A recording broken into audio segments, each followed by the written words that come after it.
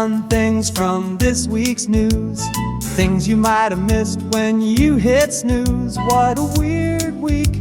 Your favorite weird news show. Hi, everybody, it's Weird. This is like crazy being here. Like, Weird. Really weird tales. Bigfoot eats out of my trash. Well, I got a great show for you today with some wonderful weird stuff.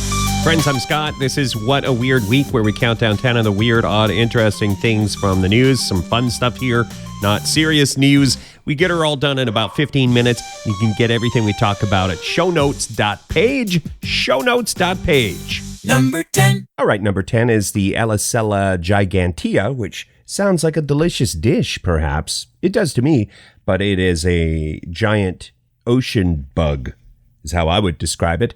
In the article, it's referred to as a supergiant crustacean. It's about as long as a ruler, about a foot long, and it dwells on the ocean floor. But it looks like a bug, like a giant version of a bug you would see if you flip over a rock. So, terrifying. And anyway, this article refers to what they thought was a rare supergiant crustacean, perhaps now not being rare, but exactly the opposite. They think perhaps our ocean floor is teeming with this supergiant crustacean, the Alicella gigantea. It kind of boils down to, I'm not a scientist, but I would summarize it this way. We weren't looking in the right places. And when we looked in other places and we found more of these, what they thought was super rare giant ocean bugs, then as new data came in, they were like, oh, maybe there's a lot of these things. Anyway, if you want to see a photo, click the show notes, shownotes.page. Number 9. Okay, number 9 is another scary nature story. This one, I don't want to make light of it. I will say that at time of recording, everything has settled down. We're going to talk about one of the world's most active volcanoes, the Kilauea volcano in Hawaii, the island of Hawaii. It shot lava jets 1,000 feet into the air this week and made headlines. But then I guess after about 6 hours, so it started the rumbling and given all the signs of, I don't really understand volcano life there because I'm on the east coast of Canada and we are 99.9% volcano free here. But the Kilauea was giving all the signs that something was going to happen. And then for about 6 hours, this happened. At its pinnacle, it was shooting lava jets 1,000 feet into the air. So almost as tall as the Eiffel Tower. Imagine the Eiffel Tower in the air, except now it's lava. That was Kilauea earlier this week. Volcano researchers and enthusiasts and alarmists, a lot of people were talking about it. Was making headlines earlier this week in certain communities online. Kilauea, 1,000-foot lava jets. That's a lot. That's a lot of feet of lava. Number 8. It looks like exposure to daylight boosts our immune system. You guys, a study made headlines this week, and one of the things they found was, we believe exposure to daylight is good for you. That's sort of, you know what? I could go on a deeper dive on that, but I feel like I summed it up. I think we're good. Daylight, good. Number 7. Number 7 is a fun tattoo story. A Swiss lady got a barcode tattoo. It's the barcode from a Red Bull can, the energy drink, because she loves Red Bull so much. So she got the barcode tattooed on her arm, and she says it scans even. Can you imagine? I don't know if where you're at. Here in the east coast of Canada, a lot of places now you can scan yourself out. You could do your own checkout, right? And sometimes you ring the wrong thing or you ring it twice and then you have to call for a clerk. And that clerk is way too busy to be dealing with you. And they're like, you can tell they're disappointed. Oh, sir, you shouldn't be at the self-checkout. You don't know what you're doing. And I know that. I do know that. I feel that shame. Anyway, imagine if you had a barcode on your arm and you kept accidentally scanning your arm. And every time you had to call the clerk over to void that. I need you to void my arm again. Anyway, if you want to see the tattoo, we'll put a photo in the show notes. Number 6. Number 6 is this lady.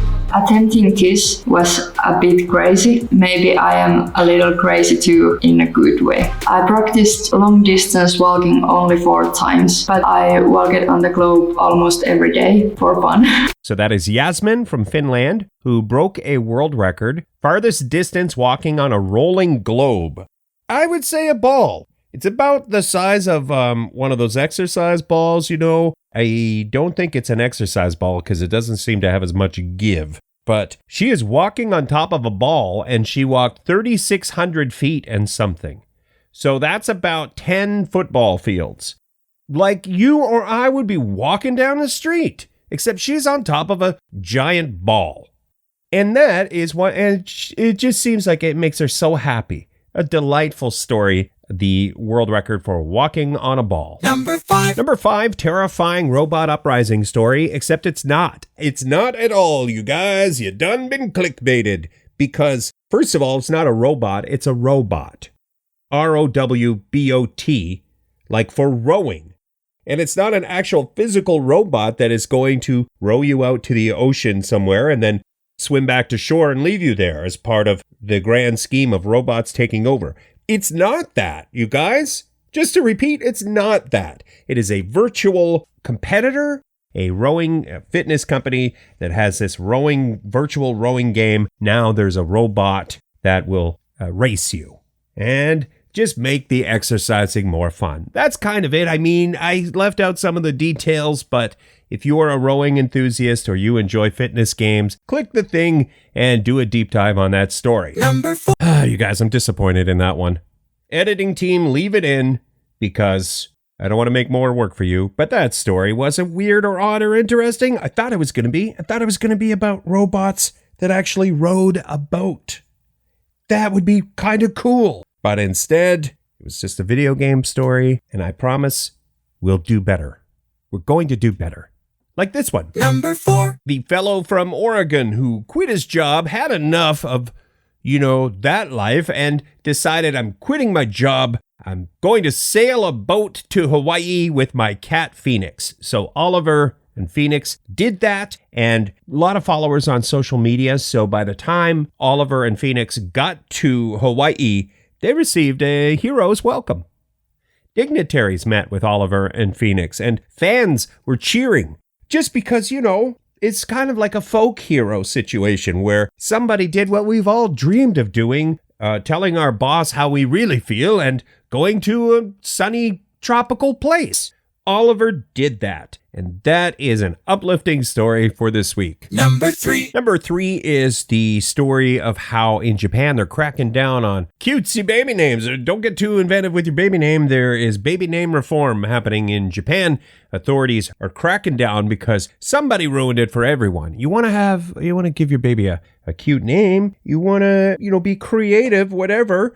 And then somebody named their baby Pikachu, which whatever floats your boat as far as I'm concerned, but there were too many Pikachus and things like that going around, and Japanese authorities were like, let's pump the brakes on this Pikachu business. And so that is what is happening. There are some new rules. Parents must specify how you pronounce your child's name, register that child's name, and then a government official will review proposed names. And if they're too flashy, sorry, we're going to need another name. Now, how did we get to here? I'll let you do a deep dive on that. You maybe want to be outraged at this story, or perhaps you find it amusing, or perhaps you're just looking for an unusual baby name yourself, and where you live, you're still allowed to go hog wild on baby names. Well, there are a few in the article you might want to check out.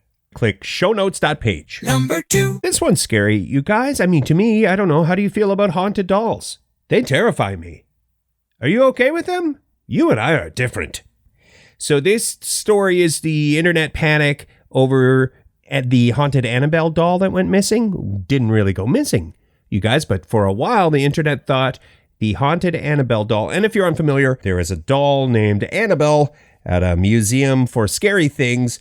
The doll is said to be haunted, and people will tell you stories about things the doll did, and then they made scary movies about the doll, and that is the story of Annabelle.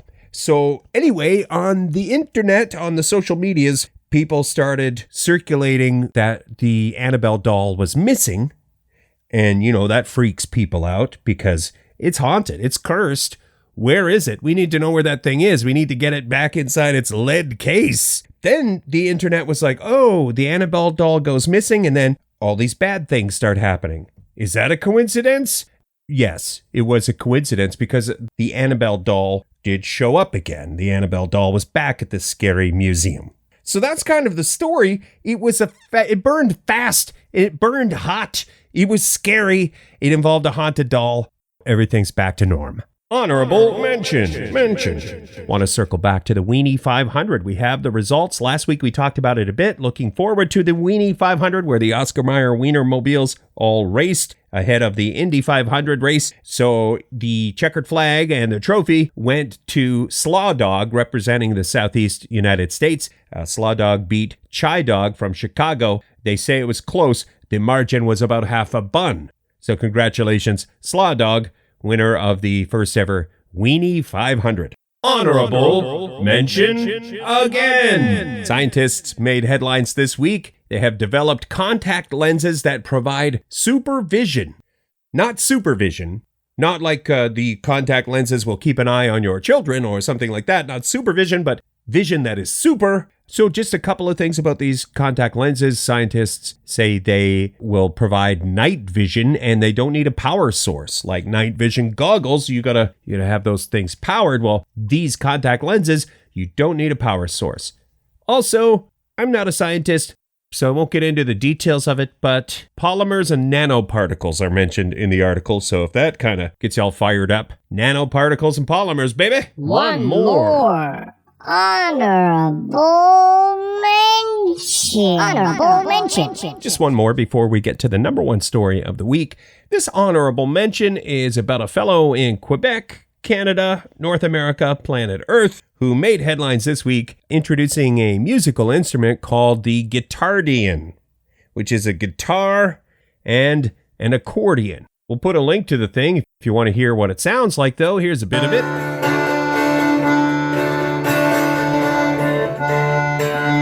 So yeah, that's a Guitardian. Number one. Okay, number one, Florida neighborhood living in terror because angry duck. This one involves you poor folks in Cape Coral, Florida, United States of America. You've got a mean duck in your neighborhood. The duck has already sent one to hospital. This is a bitey duck, an aggressive duck. People have been chased. The person who went to the hospital, this is their quote from the article. I had my eyes closed. All of a sudden, I felt a jab on my hand and it was bleeding. It was the duck, you guys. The duck bit this poor person who had their eyes closed.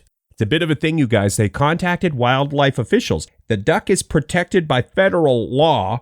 They can get rid of it. They can move it. But they have to be careful how they do it. There's only certain ways. Most people are just keeping their distance. That duck is mean. Neighbors say one uninvited guest is causing chaos on their street in Cape Coral, and it's ruffling more than just feathers. This Muscovy duck, not exactly a friendly visitor. Neighbors say it's been biting them, chasing them, even sent a person to the hospital. That's a little bit of the News 6 report, which is headlined, Duck Terrorizes Neighbors in Florida, One Sent to Hospital. I mean, birds are scary, generally, don't you think? When you get one chasing you around your own neighborhood, I don't know. I wanted to end on a happier note, but we'll keep an eye on this one and hopefully that duck will just settle down. Can't we all get along, duck? Okay, that's that. Thanks for checking out What a Weird Week. You can get everything we talked about in more detail if you go to our show notes page, shownotes.page. I appreciate when you rate and review. Reach out if you want to. All our contact links and everything are there at shownotes.page. We'll catch you next week with some more weird, odd, interesting stuff from the news on What a Weird Week.